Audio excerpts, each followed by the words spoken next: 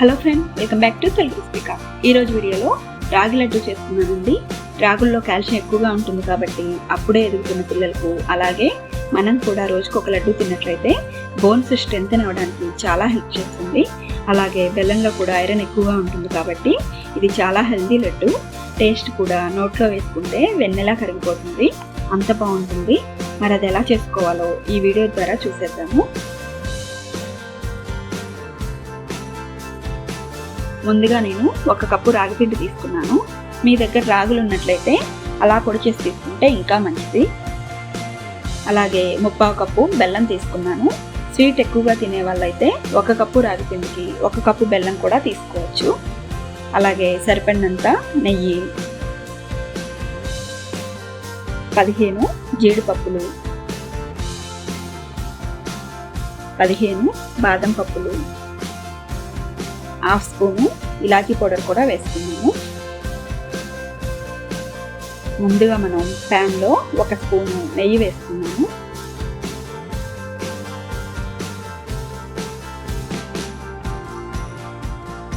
నెయ్యి కొంచెం కరగాలి. ఇప్పుడు 1 కప్పు రాగి పిండి వేసుకొని లో ఫ్లేమ్లోనే పెట్టి కలుపుతూ ఫ్రై చేసుకున్నాము. మనకి రాగి పిండి ఫ్రై అయినట్లు ఎలా తెలుస్తుందంటే కలర్ కొంచెం చేంజ్ అవుతుంది. అలాగే ఇది ఫ్రై అవుతున్నప్పుడు ఒక మంచి స్మెల్ వస్తుంది. నాకు ఇది మొత్తం ఫ్రై అవ్వడానికి 8 మినిట్స్ టైం పట్టింది.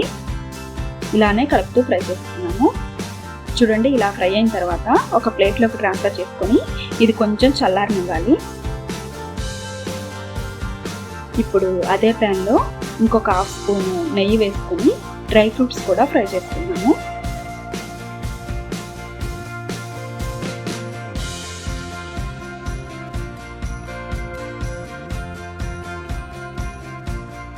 బాదం పప్పులు, జీడిపప్పులు కూడా ఒక 30 సెకండ్స్ పాటు ఫ్రై చేసుకున్నాము.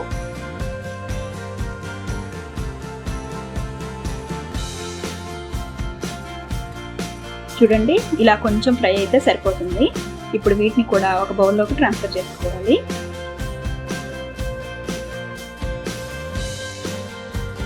ఇవి కూడా కొంచెం చల్లారాలి. ఇప్పుడు ఒక మిక్సీ జార్ తీసుకొని అందులో ముందుగా ఫ్రై చేసి పెట్టుకున్న నట్స్, బెల్లం పౌడర్ కూడా వేసుకున్నాము. అలాగే 1/2 స్పూను ఇలాచీ పౌడర్ కూడా వేసుకొని ఇది మొత్తం కూడా మనం గ్రైండ్ చేసుకోవాలి. మరీ ఎక్కువసేపు కాకుండా జస్ట్ ఆన్ అండ్ ఆఫ్ మెథడ్లో ఒక 2 టైమ్స్ చేసుకుంటే సరిపోతుంది. ఎక్కువగా చేసుకున్నట్లయితే అది పేస్ట్ లాగా అవుతుంది. చూడండి, కన్సిస్టెన్సీ అనేది ఇలా ఉండాలి. ఇప్పుడు దీన్ని మనం ముందుగా తీసి పెట్టుకున్న రాగి పిండిలో కూడా వేసుకోవాలి.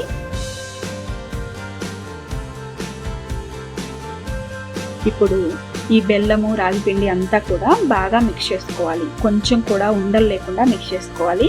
మీకు ఇలా మిక్స్ చేసుకోవడం కష్టం అనిపిస్తే అదే మిక్సీ జార్లో వేసుకొని కొంచెం పౌడరు, కొంచెం బెల్లం వేసుకొని అలా కూడా చేసుకోవచ్చు.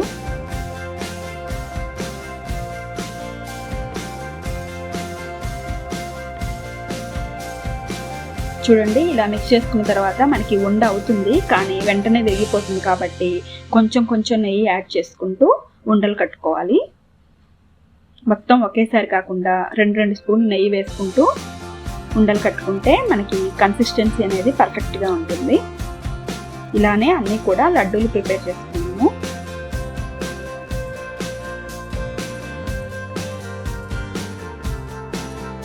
కొంతమంది ఇందులో పాలు వేసుకొని కూడా చేసుకుంటారు. పాలు వేసుకున్నా కూడా బాగుంటుంది, కానీ ఎక్కువ రోజులు నిల్వ ఉండాలంటే ఇలా నెయ్యి వేసి చేసుకుంటే 15 to 20 డేస్ పాటు స్టోర్ చేసుకోవచ్చు. టేస్ట్ కూడా చాలా బాగుందండి. కాబట్టి మీరు కూడా తప్పకుండా ట్రై చేసి చూడండి, చాలా నచ్చుతుంది. మీకు కనుక ఈ వీడియో నచ్చినట్లయితే ప్లీజ్ లైక్ చేయండి. అలాగే మీ ఫ్రెండ్స్కి, రిలేటివ్స్కి కూడా షేర్ చేయండి. మరిన్ని వీడియోస్ కోసం తెలుగు రెసిపీ కార్డ్ ఛానల్ని సబ్స్క్రైబ్ చేసుకోండి. Thanks for watching.